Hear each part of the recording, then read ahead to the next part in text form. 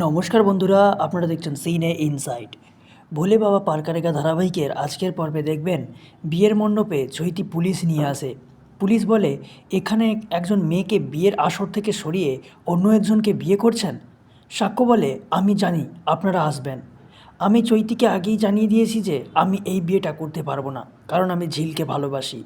আর চৈতির বলা কিছু কথা আমার ফোনের রেকর্ড করা আছে, সেগুলোও শোনাতে চাই। পুলিশ বলে, আপনাকে এক্ষুনি থানায় যেতে হবে। রায়পূর্ণা বলে, হ্যাঁ নিয়ে যান। নীলাঞ্জনবাবু বলে, সাক্ষ্য একজন অ্যাডাল্ট ছেলে, ও যাকে ভালোবাসে তাকে বিয়ে করতেই পারে, তুমি এতে বাধা দিও না।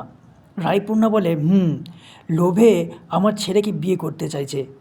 ঝিল রেগে যায়। ঝিল বলে, আমি তো চলেই গিয়েছিলাম, তোমার ছেলেই তো আমাকে ডেকে এনেছে, নাহলে আমি এখন ব্যাঙ্গালোরে যাওয়ার পথে। সাক্ষ্য পুলিশকে বলে, আমি আপনাদের সমস্ত কথা শুনবো, আমি আপনাদের সাথেও যাব, তবে বিয়েটা হয়ে গেলে।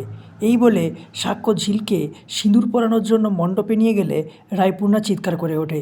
সাক্ষ্য বলে, আজ আমায় বাধা দিও না মা, আজ তোমার মনে হচ্ছে এটা ভুল, কিন্তু একদিন তোমার এটা ঠিক মনে হবে।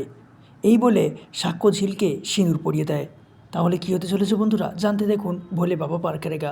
ভালো লাগলে আমাদের চ্যানেলটিকে সাবস্ক্রাইব করে পাশে থাকবেন। ধন্যবাদ।